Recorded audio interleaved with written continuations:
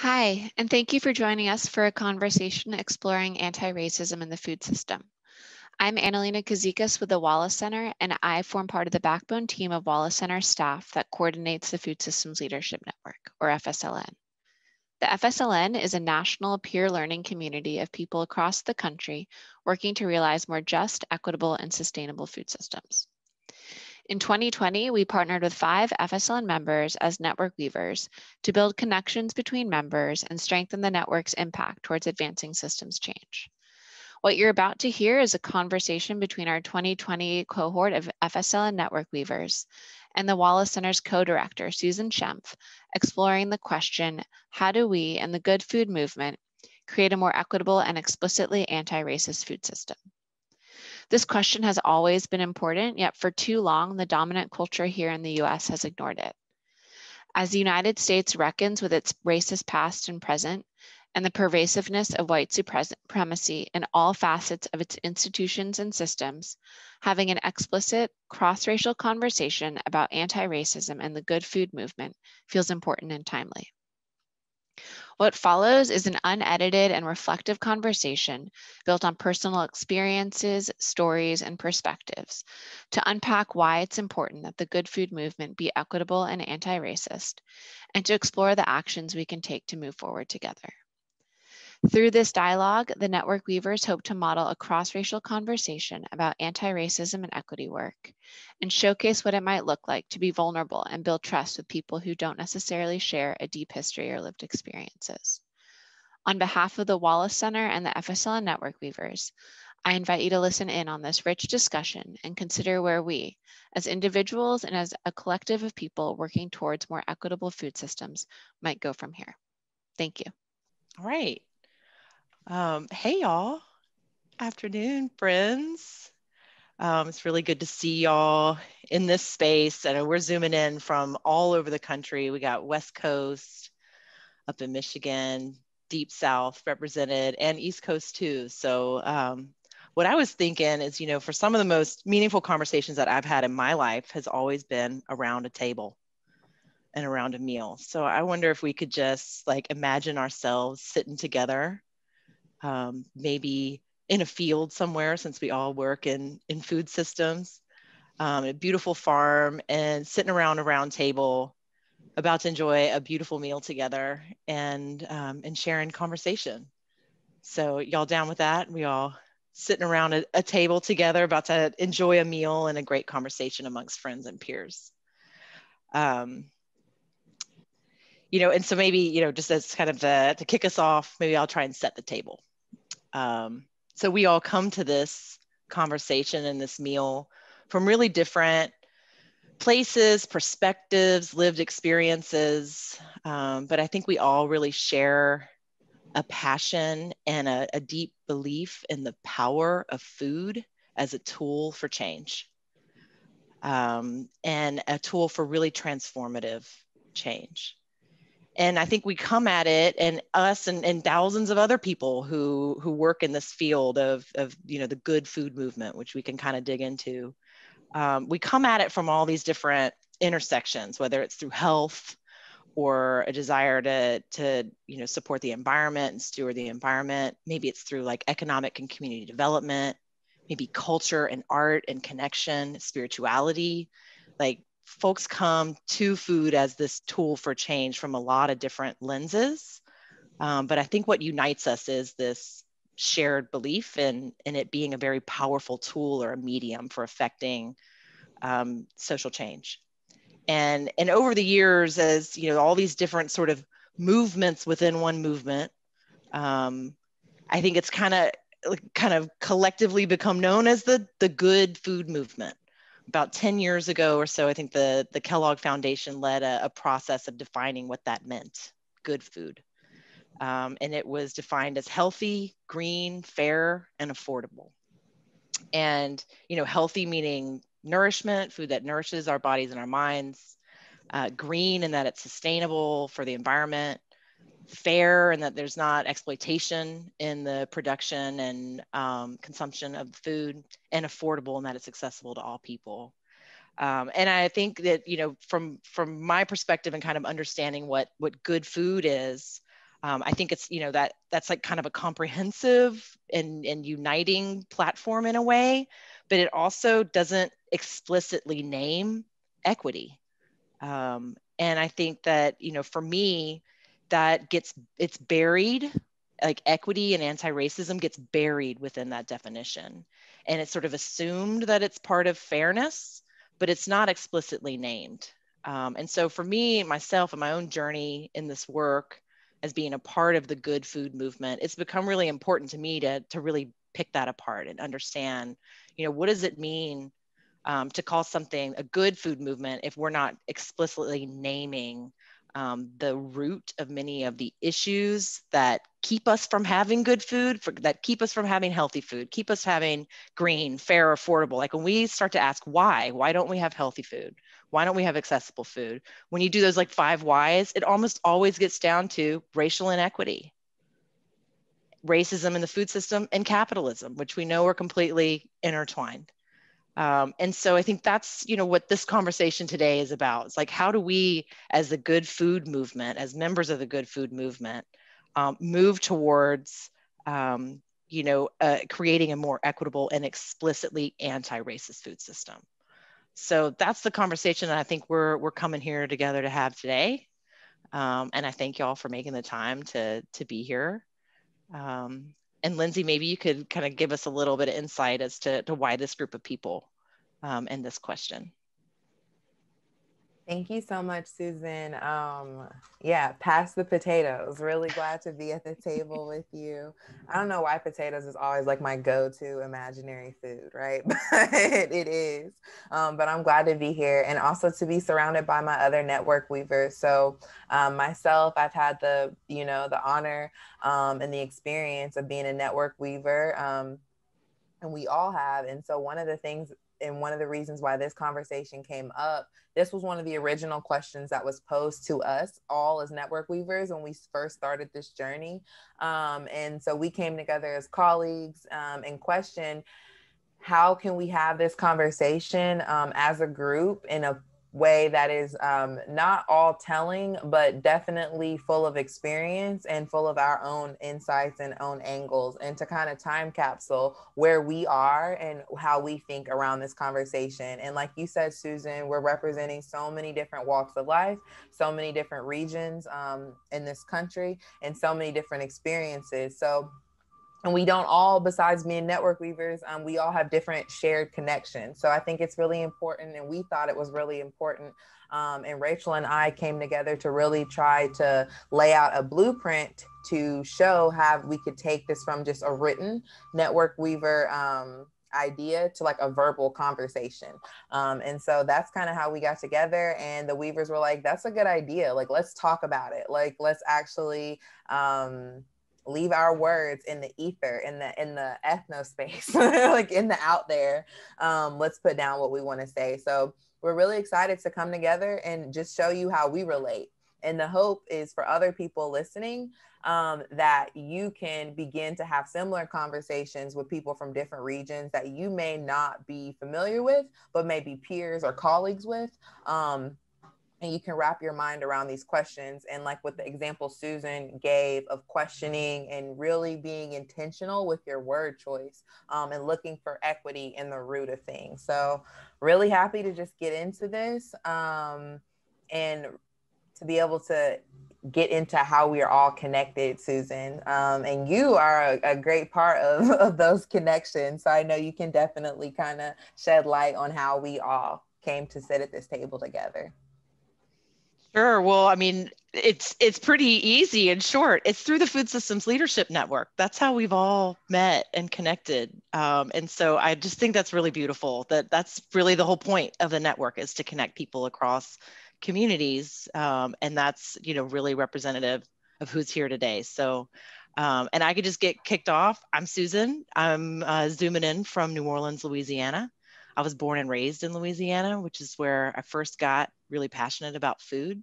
My church had a garden growing up, and I was gardening every Sunday, and really started to believe in just the power of connection through food, and it's been woven throughout my career and my life.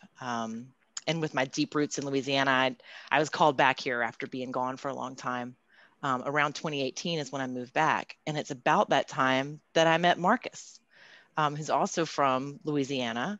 And I think you had just moved back to take a job at Louisiana State University to run their new Grow Louisiana program. And I remember we had a couple phone chats and connected. And one of the things that you said, Marcus, that really stuck with me is that we got to move beyond talk into action. We were kind of swapping notes about how there's a whole lot of meetings, but not necessarily a whole lot of action in the food systems work in Louisiana, and at that time at least. And so we really connected around that. And I just had an appreciation for you from the get-go. So that's how we met. So Marcus, you want to introduce yourself a little bit? Sure. Thanks, Susan. As Susan said, I'm Marcus Coleman. I'm primarily based here at Louisiana State University, where I run a beginning farmer and training program. I'm also adjunct faculty across town at Southern University, which is our 1890 university here in the state, teaching courses in agricultural marketing and management. I guess my interest in food and in food access, I grew up in rural Louisiana. I grew up in a community that was strictly based on farming. That's the entire economy in that community. And, just to see that in the parish that I'm from is one of the 3 poorest parishes in the state. And so just the amount of agricultural productivity that we have in that area, but that agricultural productivity didn't lend to people having access to good food. And people in that region struggle. If you think about it, almost half of the people in that region of the state are on SNAP benefits. But if you look at those 3 parishes, the 3 parishes around the area that I'm from, there aren't any major supermarket chains in those areas to service those. And so there are a number of different issues that relate to food access that comes from that. And I think what really got me to hone in on my interest in this area was I spent 6.5 years at Michigan State University. And while I was in the Ag Econ department there, a lot of folks were doing work in international development. And so they were doing research and studies related to food access and producer business development in areas like sub-Saharan Africa. And I was like, well, why isn't anybody in this department doing this work right down the road in Detroit? And so that really, spurred my interest in through involvement with this group. I got the chance to meet Winona. And I spent 6.5 years there at Michigan, and we were doing some good stuff, some good work with food deserts in Detroit, and meeting Winona and the work that she's doing with the Detroit Food Policy Council. I'm inspired, given the time that I spent there in Michigan, that, some good things are happening in Detroit. And so I'll just shoot that over to Winona. Thanks, Marcus. And as Marcus said, I'm Winona Bynum. I'm the executive director of the Detroit Food Policy Council. And what you and Susan have both talked about, to me, really resonates. I was born and raised in Detroit, have lived here my whole life. And both my grandparents had fruit trees and gardens. So one had an apple tree, so there were a lot of apple pies and apple everything, and another one had cherries.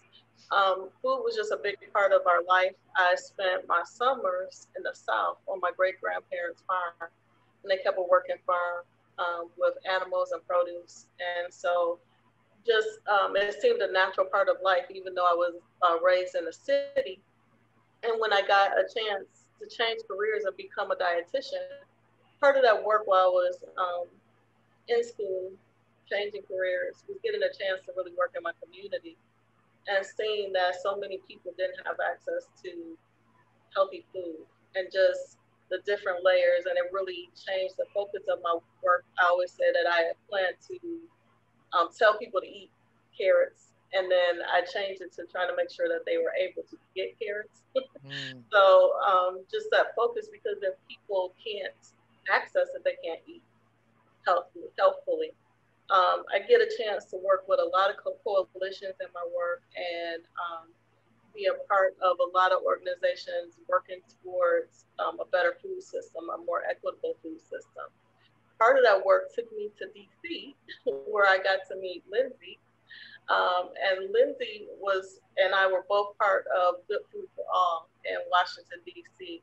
And we got a chance to advocate to our lawmakers. And I was really impressed by Lindsey's energy. So when I saw her here with the Food System Leaders Network, I was just really happy to get a chance to work more closely with her again. And so I will hand it off to Lindsey. Thank you so much, Winona. You can't, maybe if you're not viewing this, you can't see it, but you definitely have me smiling ear to ear. And that's how it was when I got to meet you in DC. That was a really wonderful experience, getting that chance, like you said, to lobby. Myself, I'm a recent PhD graduate of Tuskegee University, and I just got my doctorate in integrative public policy and development. So it was really wonderful to be doing some of that experience while network weaving and working with you all. And also just to look at the way that policy works. So I definitely started my work I would say after graduating from Tuskegee. I did go to Tuskegee in my undergraduate studies, and after graduating and being like, I don't want to get out. I really want to get out there. I want to get out in the field and working in community gardens. And then starting to realize, like, it's not that the people don't want to grow food and consume food and eat food. It's there's not policies that really support these programs and support people that want to make careers in making sure food is getting grown in their communities by people that live in their communities. And so that kind of definitely took me into the world of policy, and then also into just looking at a food system. And I was able to join the Food Systems Leadership Network after actually running into Susan at a conference years ago. So shout out to those conferences and those interminglings, because being in the Food System Leadership Network, I got to go to the Food System Leadership Network retreat. Guys, I'm just going to start saying FSLN from now on. But I went to the FSLN retreat where I met Rachael, which was amazing for me. Outside of just network weaving, Rachael and I have had a connection as colleagues, and I would also say as friends. It's definitely grown from just knowing each other in the network, and her living in North Alabama and me living, her living in North. Now she lives in North Alabama, folks. Before she lived in North Florida, and I lived in South Alabama, so we were close, and we actually got to hike together. And Rachael kind of helped copy read my dissertation for me, and all types of really helpful steps as I was matriculating and growing. So I was really happy that even though I went all the way out to New Orleans at a gathering, which was the retreat that brought people together from all over the world, I was able to link up with a food system leader in my own backyard, side beach area that I could work with. And we've been able to work and do some cool programs, not only here for the Wallace Center, but abroad. So I'm really looking forward to continuing to working with Rachael and being quiet now and letting Rachael speak for herself.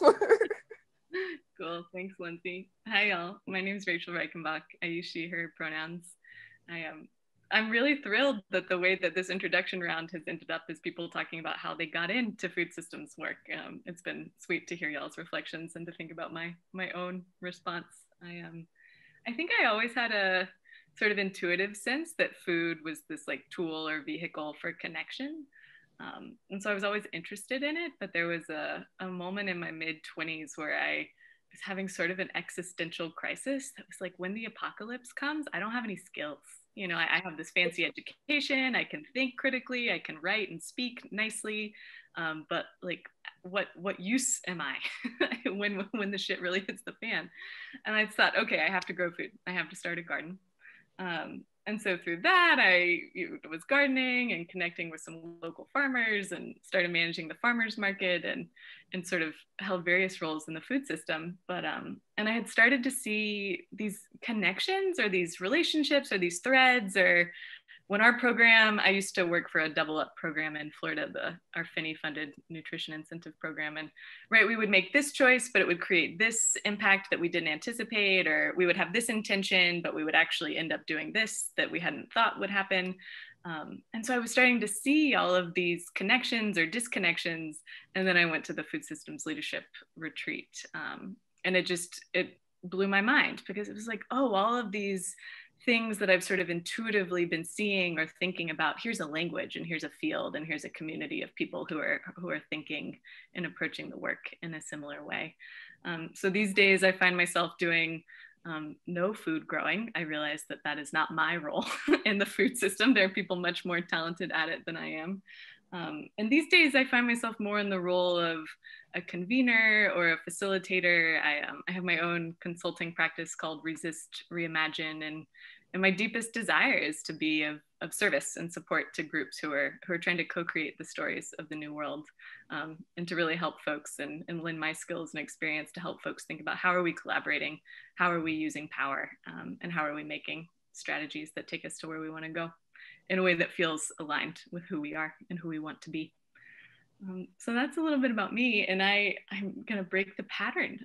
Shelley and I have never actually met before. We were network weavers together, but we do have a thread of connection in that we're both Southerners. Shelley's from Arkansas and went on and got her undergrad and master's degree in Georgia. And I'm from Dallas, and I've spent the last 5 years in Florida, and at the end of 2020 moved up to Alabama. So I'll pass it over to Shelley, who's now out west on that thread of Southern connection. Thank you, Rachel. Thanks so much. Hi, everyone. My name is Shelley Dyer, and yes, I'm currently based in the Bay Area. I live in Oakland, California, but I was born and raised in Little Rock, Arkansas, where my love for food really just grew. Food is life. Food is life down south. So I grew up riding my bicycle to pick honeysuckles and filling a bag and just eating as many honeysuckles that my fingers would allow me to before getting tired, and going out to Pinky, Arkansas on my Uncle George's farm to pick collard greens and taste them and let him know when they were ready to harvest. And even goes to like food being a part of my family's legacy. My grandfather on my father's side passed away before I was born, but had the best pecan tree in Arkansas where I would go and pick pecans as a little girl. I never got to meet him in person, but that was just a way that I got to connect with my ancestors, was through food, through the pecans. And yeah, it's just been such a big part of my life. My first job was at Community Bakery in Little Rock, Arkansas, one of my favorite spots to visit to this day. So it's just been a common theme throughout my life. My career started in education as a teacher in Atlanta Public Schools, and my students were really my inspiration for getting engaged in food systems work. Whenever I would bring my lunches to school, sometimes meals that seemed really typical for me were totally new foods to them. And so I started a cooking class in my classroom just to expose my students to new or healthier ways of eating.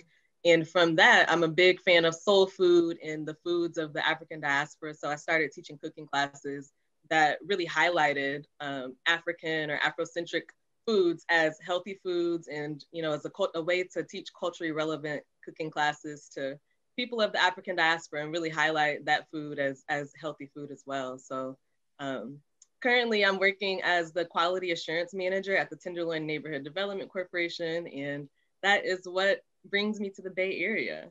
It's so good to be here with y'all today, and I will pass it back to Susan.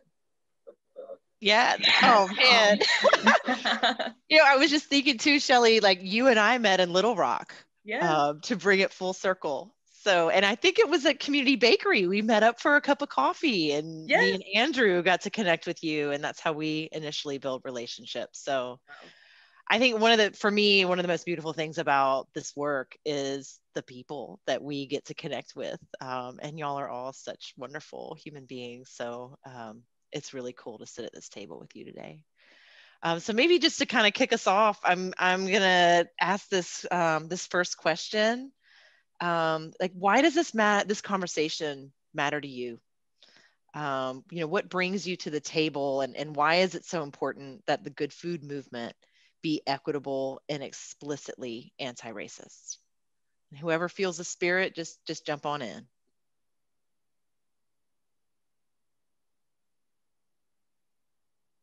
I think that it's one of those things, at least for me, growing up in the community and seeing the people who grow the food actually being the ones that succeed, but everybody else in the community not having access to the same resources. I mean, isn't that a part of what the American dream should be? People having access to good food. And it's almost like now that, good food and good quality, nutritious food is a luxury. Only the people who can afford it get to engage in that. And so for me, in being a person in this 1862 land grant system, where oftentimes, a Black voice isn't really heard in this community to talk about these things or to raise light to these issues to people. It's important to me. It's important to me to be myself and to be able to express my views on what I think is important.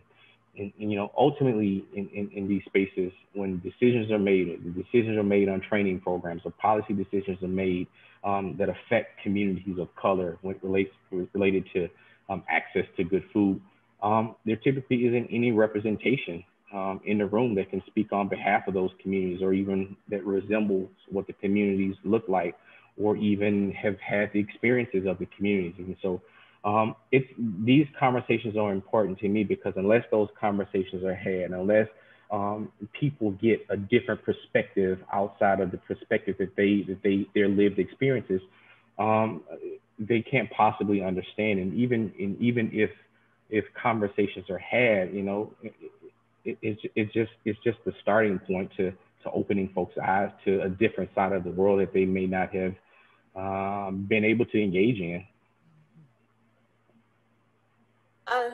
That resonates with me. And what, Susan, when you were talking in the beginning and talking about asking the whys, so often nothing makes us reflect on why things are the way they are, or you know, why these inequities exist. And so we have to have these explicit conversations that really talk about why, that we reflect on why things are the way they are so that we can change them. And then we have all been influenced by the things around us. So Shelley, when you talked about having those cooking classes and teaching that soul food can be healthy, so often it's only portrayed as something that is not healthy, that is uninformed, that is backwards.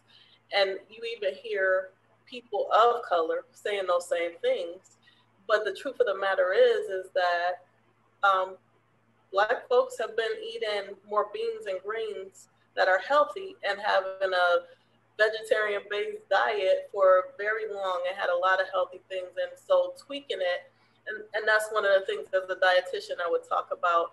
But if we don't have those explicit conversations, we will never get to the root of it. We will never be able to talk about how things change. And representation does matter, to be able to be in the room and even talk about how things, again, unintended consequences, how a person or a group may be impacted if we don't have those people there with the lived experience that can say, you know, you're well-intentioned, but this is going to go awry here, then we will never get to where we're trying to be. So we really do have to have these conversations. And I've been so grateful to be able to have the conversations over this past year with y'all. I'm happy to jump in. I was really struck by what you said, Marcus, about, and I'm paraphrasing here, but something to the effect of like, shouldn't being able to access healthy, affordable food, shouldn't that be a part of the American dream? And as I was reflecting on why is this question important to me, I was just reflecting on, I have this deeply felt sense that it doesn't have to be this way. Susan, you named capitalism and white supremacy as these like intersecting systems of oppression that create so much harm and violence for all of us, and especially for Black, Indigenous, people of color. And capitalism and white supremacy impede all of our abilities to experience safety and freedom and joy. And so it's like, I want to live in a world that is safer and more free and more joyful. And so as somebody who is not motivated by altruism, but is motivated by like my own desire to live with more freedom, safety, and joy, it's like I have to be invested in dismantling white supremacy if I want to get to where I want to go, which is a place where I think we would all be experiencing more safety, freedom, and joy. So, and just making that point explicit, like especially for white folks, like to be engaged in a conversation about equity and anti-racism, if it's rooted in a sense of altruism, it's a shallow rootedness. So how do we really start to reflect on like why does anti-racism and equity not only matter for all of us, but like what do white people have to gain when we roll up our sleeves and get down to this work as well?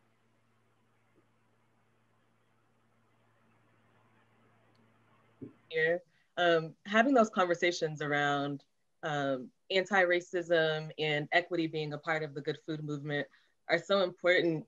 Really, you know, as I mentioned earlier, often Eurocentric standards are their Eurocentric recipes or cuisines can often be the focus of what health standards look like for all communities. And, you know, that's something I'm really passionate about is all communities of color, people have some types of recipes that are historically healthy. So just to be able to highlight that and foster that self-appreciation for your own historical cuisines is just so important. You can't talk about food or spices without talking about geography, politics, and food history. So those conversations around anti-racism and equity are so key to just really, really building the momentum around a good food movement. You know, I'm sorry, go ahead, Brett. I'm sorry, Lindsey.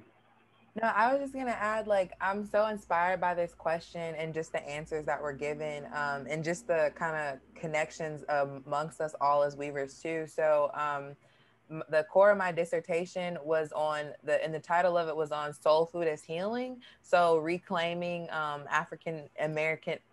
reclaiming narratives around African-American foodways and food systems. And so what I really focused on my research was exactly like you're saying, Shelley, this question of like, soul food isn't healthy. And I started that track when I was like, well, you know, they say food as medicine. What about soul food as medicine? And people were like, soul food's not medicine. Like, it's the reason Black people are sick.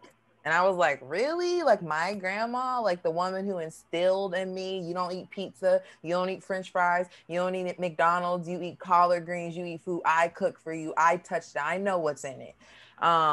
That kind of like, she's the reason why. And then you see like, you know, Huey and like you ever seen the cartoon Boondocks or like the movie Soul Food? You see like the big mama getting her leg cut off of her foot because of diabetes and all these narratives around shame. And then I started to think even back like watermelon, like when we ate watermelon, that was shamed, and watermelon is full of lycopene. So it's just like really investigating this narrative. And you said it earlier, Winona, about carrots. That really rung to me because we like to look at micro factors a lot, like how many carrots did you eat today? But we don't look at like the systemic factors of like how long was your father wrongly in prison for like some crack code 1990 law stuff that he didn't really deserve, and what did that do to your mother, and what did that do inside of your womb, like when you were being carried, like what did these generations of compounding stress, like how did that hurt you? And last thing on this, there's a lot of research, especially in the South, like older white folk and older Black folk, they eat fried chicken the same with the same amount, but have different health outcomes.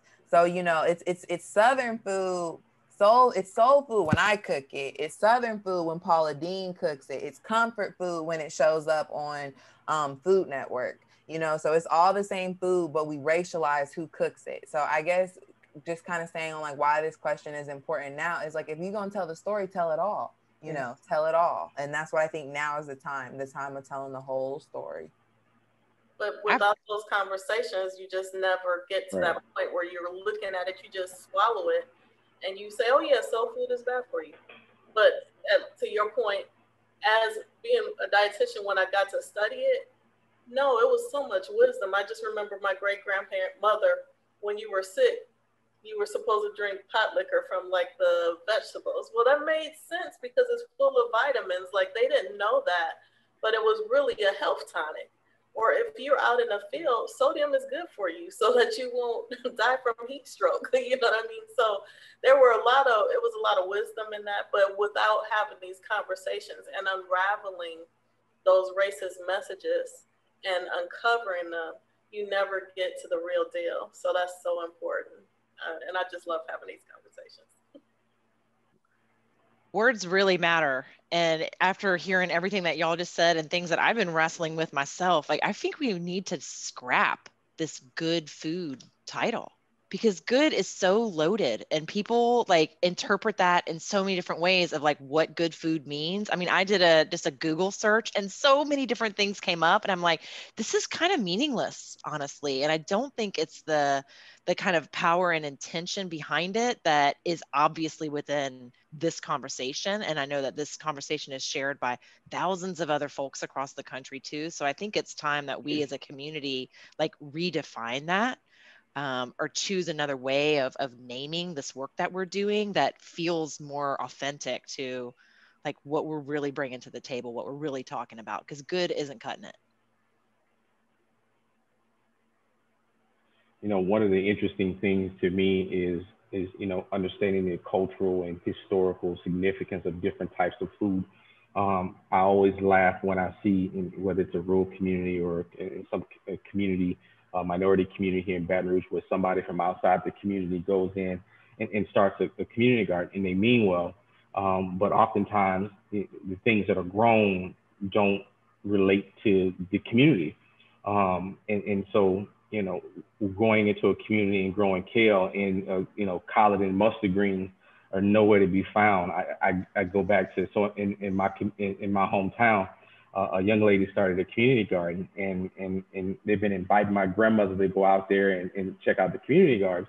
Well, I asked her, I say, "Mom, you going out there and, you know, participate in the community garden and hang out?" She's like, "No, they only grow those little punk ass greens out there. They don't grow any the greens that I'm used to." And she was used to like these big broadleaf collard greens and those things. And so she couldn't relate to what was going on out there. And so I just, you know, I think that when we're doing these things, we do have to, you know, give consideration to the cultural and historical aspects of food that, you know, our elders have long and pushed. I think that's a brilliant segue into this next question that we wanted to sit with around, you know, in our efforts, in the broader movement's efforts to center equity and anti-racism in this work. What have y'all tried? What have you seen tried? And what's worked and what's failed? Where are these conversations really landing and leading to action and behavior change, and where are they fizzling out and not having the impact? Either conversations or programs. Best intentions don't always lead to the impact that we want to have. What Marcus shared really resonated with me around the example of a person or organization coming in a community, starting a community garden and having kale and no collard or mustard greens, when that's what the people in that neighborhood may be most familiar with. What I've seen that's worked is really well as a farmer's market in Oakland called Freedom Farmers Market. It was actually my first job when I moved to the Bay Area, was to manage that market, and really my entry into the professional world of food systems work. All of the farmers that vend at that market are Black farmers. And so they're growing purple hull peas, crowder peas, sweet potatoes, collard greens, you know, selling chow chows and all types of old school jams that the Southern older ladies like to make. So you have this market where there are Black farmers in a Black neighborhood. There's likely Al Green playing in the background, and there might be an electric slide pop out in the middle of the market. They accept EBT and all of the local food stamps that folks in that community have access to. And a lot of the staff there are Black or allies and have some connection to that community.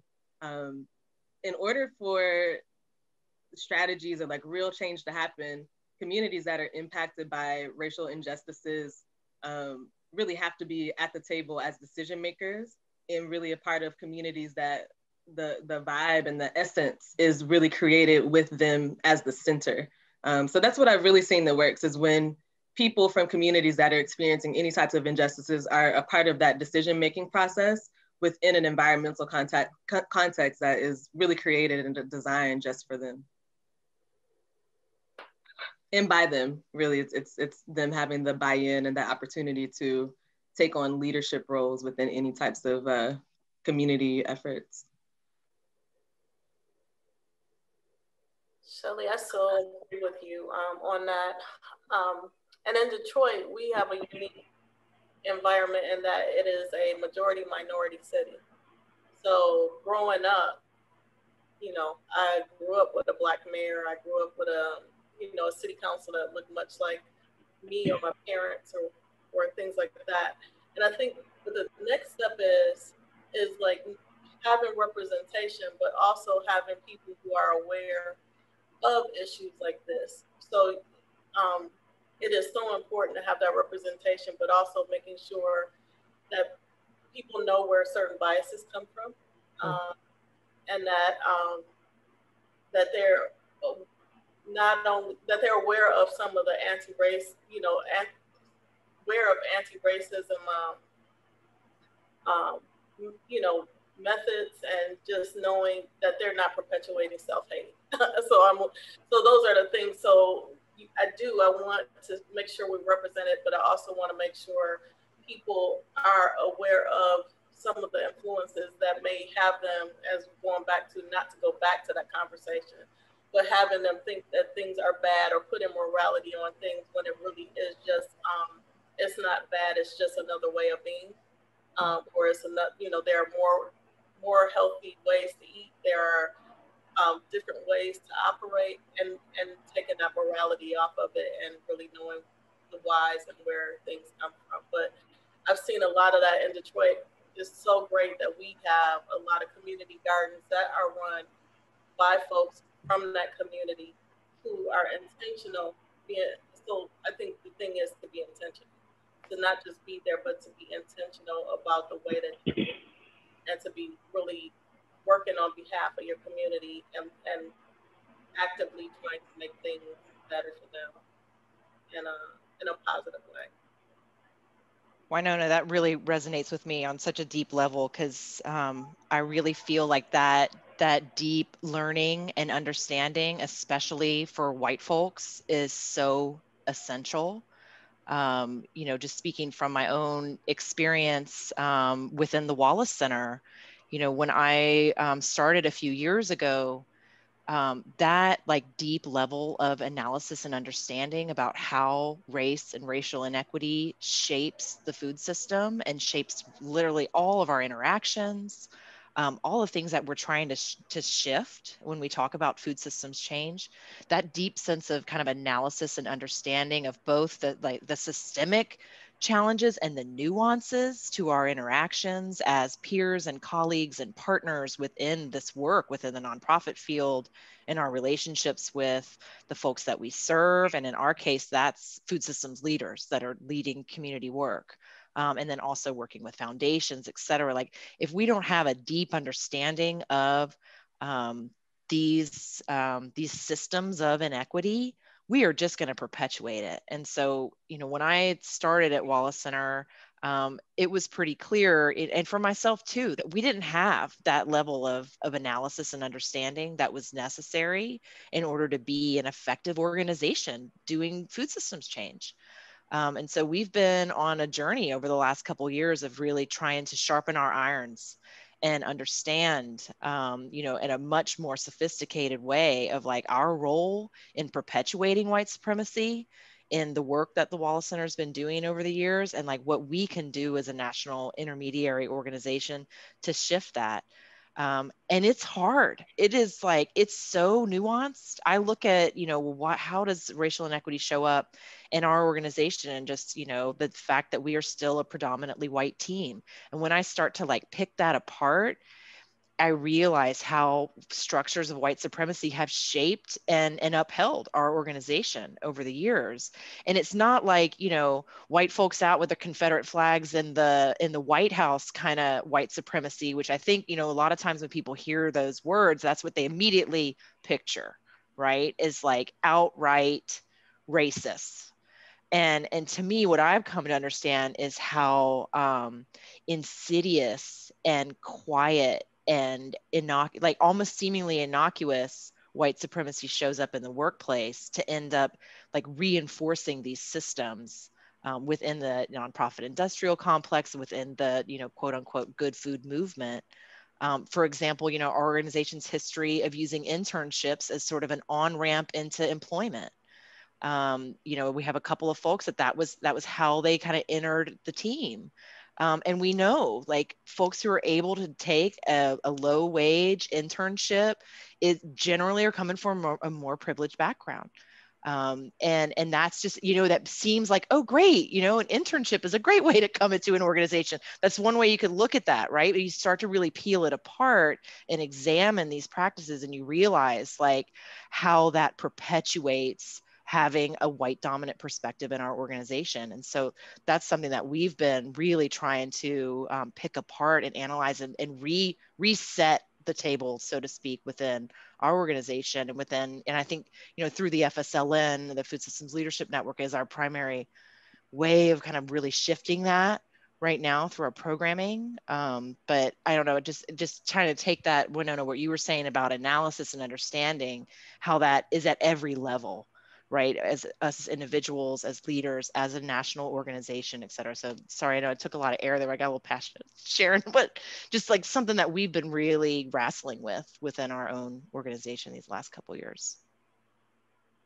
No, Susan, I no need to apologize for the passion, and thank you for being transparent and for going and engaging in that. I think you brought us to a really good segue into our last question that we wanted to hold space for, because it's talking about what are the action items, what are the next steps, and I know that can be kind of like maybe problematic too, and it's like, well, what do we do? What do we do?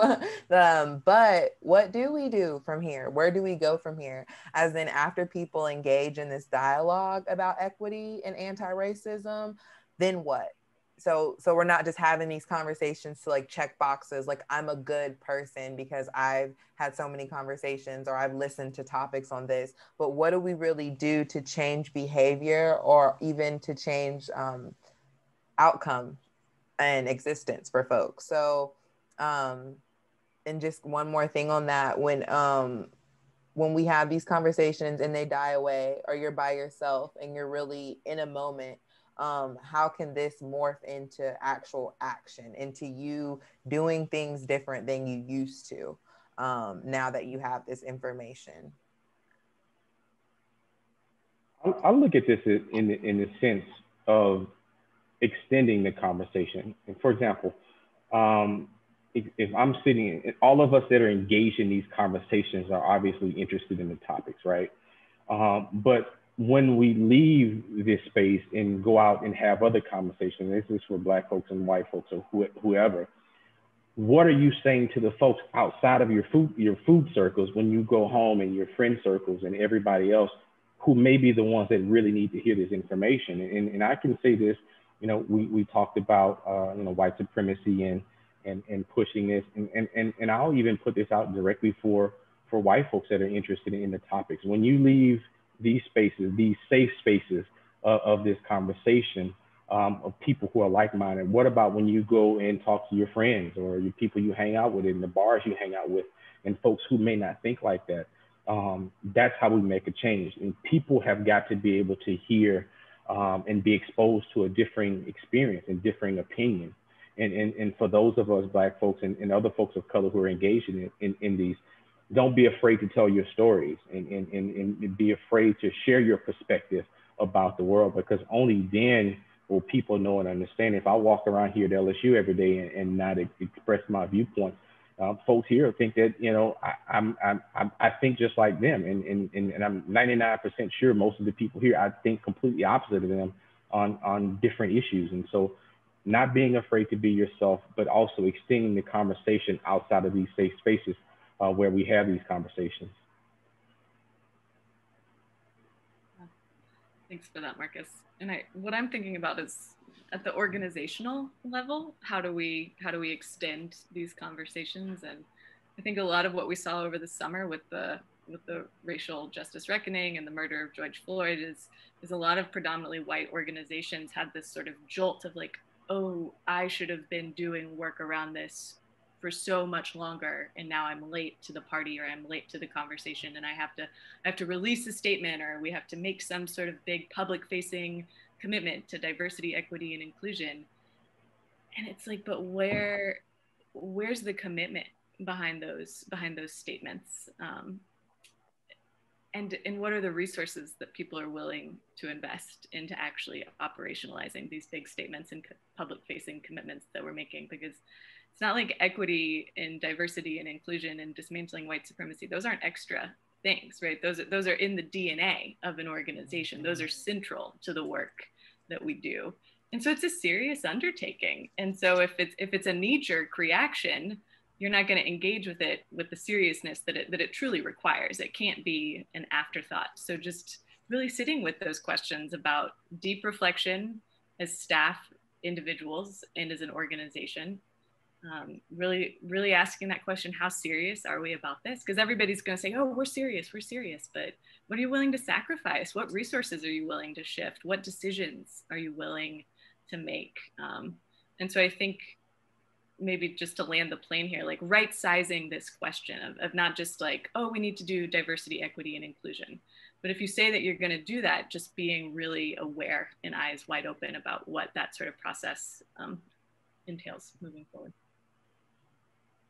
Yeah, I mean, ultimately that's about culture shift too within an organization, which is a big undertaking. It's really difficult. And how, cultures within an organization get ossified over time. And even if you may have personnel change, and it's fascinating how an organizational culture will like perpetuate despite that personnel change. And so, that's something that we've been really, really focusing on within the Wallace Center is like, how do we build a more human-centered culture that makes our organization a safe and supportive place for Black, Indigenous, and other people of color to come and work with us? Like, we have to do that work before we say, oh, we need to diversify our team, which is also a very high priority. But if we just start trying to hire people of color and then don't have a supportive workplace that actually just harms people more than the trade-offs there, it's dangerous. And so that's something that we've really been paying attention to. And it's really tough when we start looking at how white supremacy shows up in our organization, in our culture, through sense of urgency. Y'all have probably seen this, the Tima Okun resource that really lays out the different characteristics of white supremacy in the workplace. And I think we could all look at those and say, wow, this is how a lot of nonprofits operate. It's kind of built upon some of these structures of racial inequity and white supremacy. And it takes a lot of intention and hard work and process to break that down. And to your point, resources, and whether that resources in financial resources or just time and attention, of which, when we were coming into this call today, we were saying like, we don't have enough time to give real attention and intention to the work that is called of us right now. So I think that's really where the rubber hits the road, is being able to like dedicate staff time to doing the work. And whether that's, the doing the work for white folks might be, deepening the analysis, like spending time reading and, listening and really digging in deep, doing that the personal work that's required of white folks to examine our own biases and, just how this is shaping the lens through which we experience the world and our work. It takes time and commitment. And I want to see, more organizations like really committing to that. And creating time and space for their staff members to do that work. It's so being intentional and really putting in an action plan. I know, even though, of course, I'm a Black woman, so we have a Black-led organization, we still need to we realized we needed to look at who each program, each thing that we put in place, who it benefits and who pays. And really asking those questions and making sure that what we are intending to do is what's happening. And also calling out and calling in. I really think about how Marcus talked about extending those conversations. And it's at all levels. I mean, even when we ask, what organizations get funded, what projects get funded, what are those criteria? And so much of that lends to that uneven playing field. And so when we see those things, calling them out, and then even offering solutions or offering what would be better. And I find myself doing a lot of that, making sure that I not only call something out, but try to offer what would be helpful to me, or what I think would be helpful as well.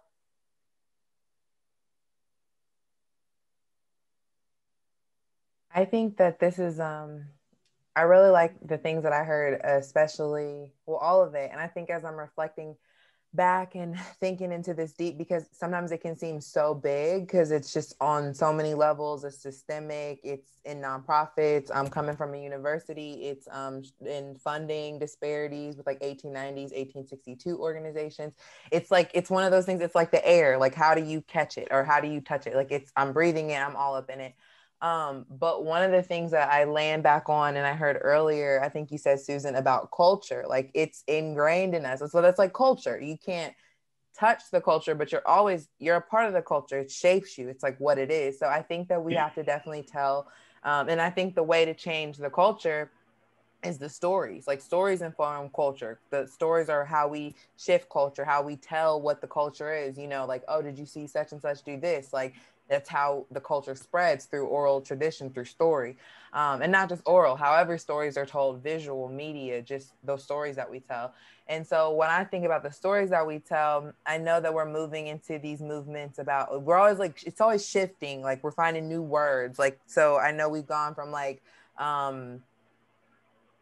equality to equity, and now it's like anti-racism. But for me, I feel like the next shift in the story has to become anti-Blackness, because, and it's not just because 4 people on this panel are Black, it's because Black poverty should not exist. Like it should not exist. And when you think about our country, and when you think about our food system, and you think about enslavement, and that way that shaped and bore all of us, like not just our food system, but our global economic systems. It goes on, right? And so I think a lot of times you hear about African descendants of slavery, or you hear about people who have descended of slavery. But if you want to keep it real, we are all descendants of slavery in some form, whether it be genetically, whether it be culturally, and even symbolically. So I feel like we have to let our ancestors rest through us. And so I feel like not even, there's the economic side, there's like reparations and doing things like that to repair.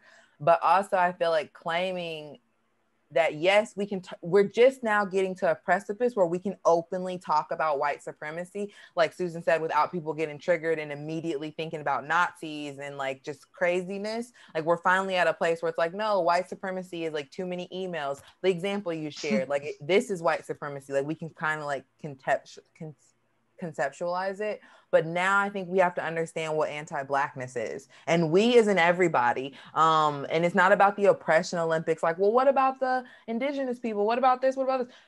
Anti-Blackness exists in every culture, every race. It exists within Black people. It, like white supremacy, how that can exist in you, anti-Blackness can exist in you. When you're like, well, let me do my hair like this before I go to this meeting because I got to do this. Let me do this. Let me, we are all tiptoeing around anti-Blackness, whatever culture you come from. And so I feel like a real action step forward is we need to investigate what anti-Blackness is and how it is if there are 2 coins, there's white supremacy, true, but you cannot have white supremacy without anti-Blackness. And so I think that needs to be investigated, and not from this side of like, oh, Black Lives Matter, or it's specifically for Black people, but it's that knee-jerk reaction we get when things are specifically for Black people because of the trauma that is imbued in all of us. So that's just what I would share in the way that we could shift the culture and to start shifting our language and to start not only looking at anti-racism, but anti-Blackness. I don't even know how to respond to that. Everything you're saying, Lindsey, is so powerful. And it just reminds me of your piece, Welcome to the Lemonade Village, and how your spoken word piece, that's originally how you and I connected, you sharing that at that Community Food Systems Conference. And then you also sharing it at the FSLN retreat in New Orleans, and how that opened up the most powerful space for like real dialogue in a group of, what was it, about 25 multiracial folks, that it was like the power of your spoken word in a complete paradigm shift and like it was the most pro-Blackness like piece that I've personally witnessed, and it was transformative, I think, for everyone that experienced that, and how art and culture can like bust open spaces for real, genuine connection and dialogue around these things that we're talking about. Like, I feel like we need to use that more, like using different ways to kind of come into the conversation, to create a container, to really be vulnerable. Because when I'm thinking back on the conversation that we had after you shared Welcome to the Lemonade Village in New Orleans, that was one of the most vulnerable and brave conversations in a group of people that I've ever witnessed. So I want to see more of that, like, using art and culture as a way of busting open the doors, to really have brave and vulnerable and real conversations, more within this, this community of food systems leaders.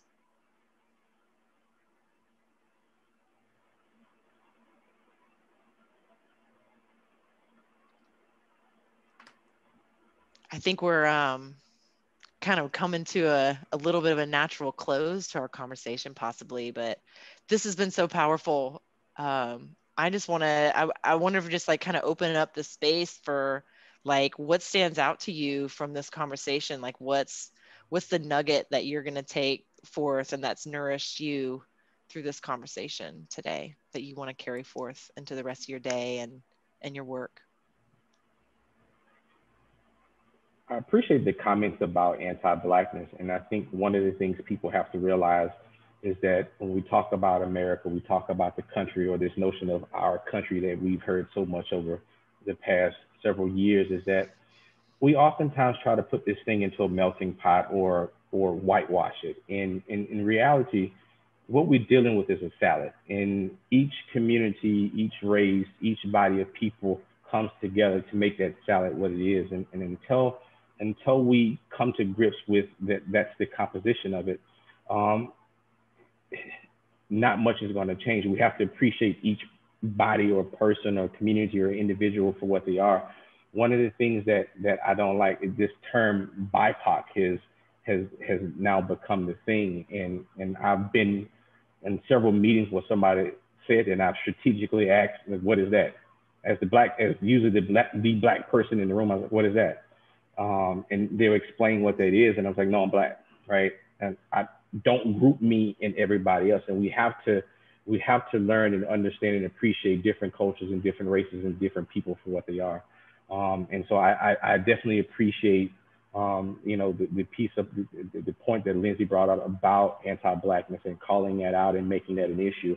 And we've got to get more people that are interested in that topic and that are willing to push that forward and not afraid to do so. And we got to get those type of warriors out there to do that work.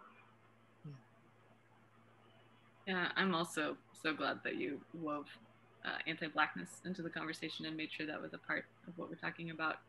And I think also just what Marcus just said is making me think about, right, when we have this salad, we have multicultural spaces and communities and experiences. But when we have predominantly white-led organizations or white leaders, or we live inside of a white supremacist country, it's like whiteness becomes the norm through which we try to have collaborations. And whiteness is violence, and whiteness is an impediment to collaboration. And I think so much of what we're trying to do in community food system work is just figure out how to take better care of each other, how to make sure that our communities have our basic needs met. And if whiteness continues to be this giant impediment to cross-cultural, multicultural collaboration, it's like we're not going to be able to figure out how to be with each other and take better care of each other if we keep bumping up against whiteness. And it's white folks' responsibility to look more closely at ourselves and our culture and our organizations to really understand how we have internalized whiteness and how we act out whiteness and how whiteness becomes the stumbling block to the work that we're trying to do in our communities. There are so many nuggets that I'll take with me from this conversation. And I can't wait to listen to it, honestly, just to hear again from everyone. And just, I want to take a moment to appreciate the authenticity and the flow that happened here. It was just such a powerful experience. One quote comes to mind to me. It's from Zora Neale Hurston. She's one of my personal favorites and just like a personal North Star and anthropologist queen for me. And it's that if you're silent about your pain, they'll kill you and say you enjoyed it. And so the way that relates back to this dialogue is just don't be scared to have those tough conversations. And like Marcus was saying, not just in these safe spaces where there's an anti-racism or anti-Blackness focus, an anti-Blackness focused lens, but have those conversations. And I'm talking to my white peers and white colleagues and white listeners, especially. Talk to, your cousins, your friends, your colleagues about racism. And I don't know that all white people understand the position of power and influence they're in, because there's no cultural diversity training or anti-racism training that people will be receptive to in the way that they will their loved ones, bringing up a really tough conversation. So I just want to encourage people to have conversations, and a part of those conversations are action oriented, in that you got to have those conversations with people who are in your community who already trust you. Like, that is the biggest work that I would just like to charge allies with, is just don't be scared. Don't just exist in these safe, really, constructed spaces. Do it in your communities, and you're literally changing the world with every conversation that you have like that. Thanks, Shelley. You're welcome. I think I was listening so deep to what Shelley was saying, because I think I even took nuggets just from hearing that. I think what I'm really walking away too with is just kind of, I think I even wrote it down when you said it, Susan, art and culture to bust open the doors. I think like it kind of recentered and refocused for me, like the power of art. I think sometimes you think like, is it this law that I could help, or this policy, or like this thing that I could do? And sometimes I don't know, I think that could be like the world too, but sometimes you overlook your natural gifts and talents and things that you have. So I think that it refocused and recentered in myself, my own duty of like how I want to fight this fight, and sharing in other non-traditional, because you just want to make this academic paper or like get published, and like these people read it and it's like, oh my God, here's the answer to racism. But no, like maybe it's just like a really nice poem that inspires someone and kind of like changes it. So that's also something I would say, to building off of what Shelley said, is speaking. I heard a man say, he said, he was quoting a proverb that he had heard, and he said that if you despise something, then it's your duty to act against it physically, to stop it from happening. But if you can't, because you can't do that, then you have to speak against it. You have to say that it is wrong. Like, you must declare it wrong. But if you can't do either of those things, like if fate binds you to where you can't act against it or speak against it, then in your heart, you must rebel. In your heart, you must know it's wrong. Like inside of you, you know it's wrong. And so I just take that with me to say that, like, in whatever situation you're in, like, know what's right for you. And so it's not to take away the power and say, like, don't speak out. Speak out. It's your duty. When you can speak, speak.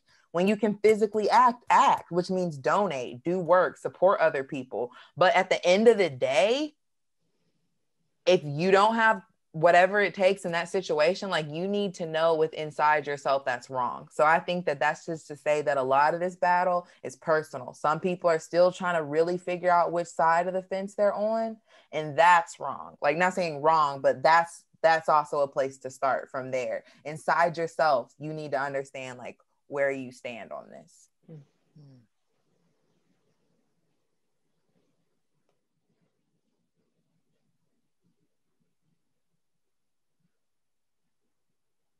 Anybody else?